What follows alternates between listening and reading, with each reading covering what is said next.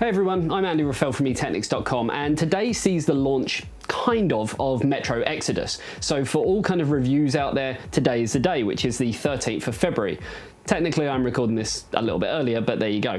The actual game is going to be coming out on the 15th of February, but what we thought we'd actually do is kind of set up a rig. So I've got my nice little janky kind of water-cooled rig here with an RTX 2080 Ti from Gigabyte Aorus. Well, we're going to see exactly kind of how it performs with RTX off, RTX on, and we was hoping to do DLSS, but sadly that didn't happen, and we'll tell you a little bit more about that later on. So when we first heard about Metro Exodus, it was kind of actually when the RTX cards were launching. If you remember, Jensen Huang stood on stage for quite some time talking about some of the new titles that are going to be coming out featuring ray tracing technology. The problem that we've now got is that it's February, and that announcement kind of happened back in August, and all we've seen so far is Battlefield 5. Now, if you haven't actually checked that out, we have done some videos based around Battlefield 5, and you know, kind of the results you can get with RTX off and with RTX on. After that though, we was hoping for, I don't know, titles to be a little bit more prevalent. Obviously we've got the new Tomb Raider, which still is actually waiting on these RTX features to kind of come about. So the next one in kind of the stack is going to be Metro Exodus, which is what we're looking at today. So just to go through kind of the specs of the system that we've got the i9-9900K, we've got an RTX 2080 Ti Aorus Extreme, so one of the best RTX 2080 Ti's out there. We've got 32GB of Team Group memory and an Asus Maximus 11 Formula motherboard. We have got it kind of, you know, hooked up to our wonderful janky water cooling. We are waiting on a new test bench, so bear with us on that one. So we're actually leaving the CPU at stock. We want to kind of, you know, take that out of the equation and really kind of focus on the graphical performance of kind of what's going on today. And we are going to be testing across multiple kind of resolutions, as well as different graphics cards, not just the Ti, but also the 2080, 2070, and then without RTX, we're going to be testing the 1080 Ti as well. So I guess before we kind of, you know, really dissect the results and everything, let's run those glorious benchmarks.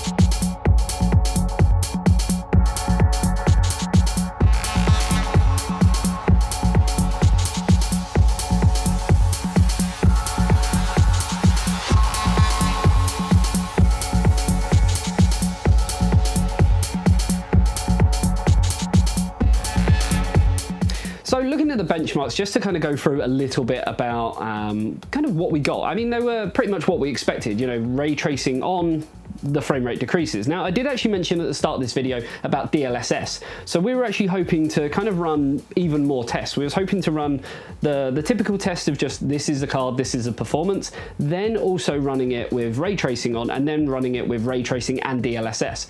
For some reason, Metro Exodus as a game does support DLSS, but the benchmark tool for some strange anomaly doesn't. Now, Nvidia are aware of this, and so are the developer of the game, 4A Games, but it's one of them weird things where they said essentially what we could do is run the game itself and have DLSS all kind of enabled and looking lovely, but that doesn't really give for a consistent test, because you'd have to kind of make exactly the same movements in game across multiple resolutions, across multiple graphics cards. It's just not a fair test. Whereas the built-in benchmark tool obviously does run exactly the same test over and over and over. So we've actually skipped that for now, and they are saying that they're potentially looking to patch that for launch. So hopefully, you know, 2 days after this video's come out, we should hopefully then, yeah, see DLSS. Now, what that should mean, and we mentioned this when we did our Battlefield 5 testing that you can see by clicking on the link in the description below, but what it actually gave us was when DLSS is enabled, it allows kind of the I guess, the performance of the CUDA cores to kind of, you know, have a little bit more freedom. So DLSS basically, through anti-aliasing, it allows things to kind of free up some extra performance, which means that you can actually get better performance in your game.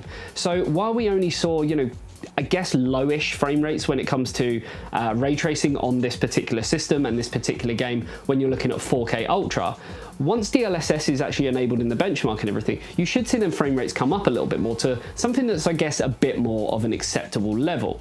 So it's all kind of, you know, here and there at the moment, but we are expecting good things. And just like with Battlefield 5 as well, we should be expecting, you know, some patches coming along and things like that. Battlefield 5, when it first came out, everyone sort of slated it and said, with ray tracing, the results are just, you know, unbearable. You can't play at these frame rates, you know, low kind of 20s, even, you know, in the teens. But then as soon as kind of the patches came out and things got slightly better, everyone was seeing, you know, improvements upon that. So that's kind of what we're expecting for this game as well.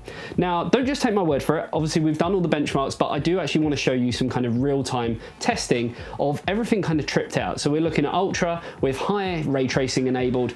Sadly, no DLSS, but on a 4K monitor. Okay, so we've got the benchmark tool loaded up, and you'll actually see from this that there's various different kind of presets there. Obviously, you can make your own presets, just like you could with the existing kind of Metro games. So we are running at 3840 by 2160, which is 4K. We've got the quality set to Ultra, and we have got ray tracing set to high, which is kind of, you know, when you look at it, you can have high or for Ultra. I don't feel that Ultra is really going to give you anything extra based on the amount of performance it's going to take away. Now DLSS, we have got it set to on, but I'll show you exactly what that does as well. So when we click on run, it does say that if your machine does not meet the requirements for RTX and DLSS, the game will override this setting to off. Now there was also another little bug when we were kind of running our own tests on this, where when you loaded the game, or the benchmark, it did load it, but we kind of had to alt tab back to it. Again, this might be something, you know, that can be rectified at a later date, but we're going to run the game and sort of see exactly, you know, what it's going to do. So there you go. So we have to kind of alt tab back to it, which is a bit frustrating because I don't feel like it's giving the fairest of tests, if that makes sense. And then it will actually load the benchmark. He says with bated breath. So obviously these are things that kind of we expect from a launch game. So at the moment it is before the launch. We do kind of expect a few teething problems, but if the developer is any good, then these are kind of, you know, bits of feedback that they're going to take back and you know, they are going to rectify it in an update or a patch or something like that. So hopefully, yeah, we can get this running in a second, and then we can actually show you kind of real-time figures that you're going to get at the settings that we've dialed in. Okay, so we have everything running at long last, and as you can see up in the top left corner, we have got the frame rates and everything going on there. So at the moment, we're kind of getting a consistent 30 frames a second, which I know a lot of people are going to complain about, but it is still a playable frame rate. I personally like to get around sort of 40 to 45 frames per second in kind of the hope of, you know, getting some nicer looking graphics. Sometimes it's not all down to the performance, it's down to kind of what you think looks the best. And if you're willing to kind of make a sacrifice on performance versus kind of, you know, the graphical sort of look of the actual game itself. So we're still getting around 30 frames per second. It doesn't really seem to be budging, even when there's kind of high action going on with some of kind of the lighting effects and things that we're getting. So you can see all the reflections over here. You know, ray tracing is really kind of, you know, doing what it's meant to do. You can see that we've got some kind of shards and stuff down here, which is getting some nice reflections on it. And this is kind of, you know, all of the things that you should be expecting from kind of, you know, a card, an RTX card with ray tracing enabled. You can see sort of, you know, all of the particles and everything that's coming through. Really kind of intensive stuff that you'd expect. So we are getting a little bit of a drop in frame rate now. We're going down to about sort of 25, 26 frames per second, just because there's so much to actually process in there in terms of kind of the depth of field and, you know, the fog and the mist and everything in the background, all the particles from the leaves that are kind of, you know, being blown around, the reflections on the water. There's just really so much going on in this scene, and then obviously where it changes from sort of daytime to nighttime there as well. And there we go, and at the end of it, it should spit out a nice little benchmark for us to show us exactly what we were getting. So as kind of, you know, the benchmarks at the beginning of the video showed, we did get an average frame rate of around 30.02 frames per second. And as I said, in regards to the DLSS, you can see it's actually been turned off. So this is a fault with the game, but should be rectified very soon. So there you go. Hopefully this kind of gave you a bit of an insight as to kind of what Metro Exodus is all about in terms of at least performance and that side of things. As I say, it's one of them things where a lot of people kind of hark on about different frame rates and trying to hit these magical numbers like 60 frames per second.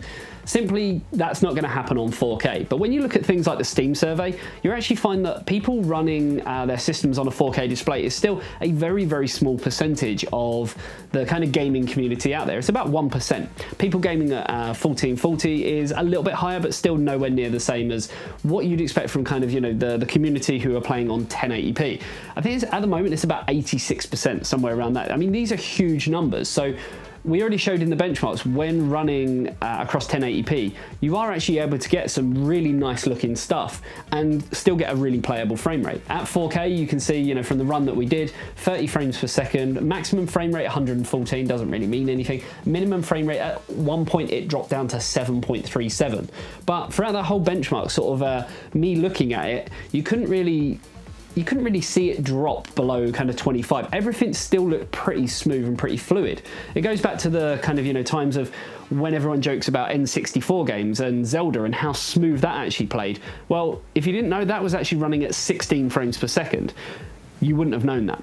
So I guess the general kind of takeaway from this whole thing is Metro Exodus can absolutely rape your system if you really want to run it on kind of the highest settings, even on a 2080 Ti. This is an extreme model, so this is actually overclocked past factory kind of, you know, clocks. And we were still only getting 30 frames per second, which is still playable. Yes, we could have bumped up ray tracing to ultra and we would have seen that completely nosedive off of a cliff, but we don't really need to because I'm pretty sure everyone's going to agree with me on this. That looked absolutely amazing. And I'm actually now going to brand Metro Exodus as the new Crysis. All them times when people say, can it run Crysis? Can it run Crysis? I think the new one is going to be, can it run Metro Exodus? Let us know what you think in the comments section below. Are you going to be getting this game when it does come out? And what sort of hardware are you going to be running it on? Are you going to be running it on an RTX card? And if so, are you going to enable ray tracing? I'm going to actually sit here now and probably play a few actual games of this with DLSS turned on, because like I say, you can run that in the non-benchmark, in the actual game itself. So see maybe what kind of results we get there, and maybe we could do a follow-up video. Hopefully you enjoyed this one, and we will see you in the next one. See you later, guys. Bye-bye. All them times people say, can it play there? Okay, so let's try it again. No, ray tracing's off. Fuck. No. The launch of Mexodus? What the hell is Mexodus? I meant to say Metro Exodus and it came out as Mexodus.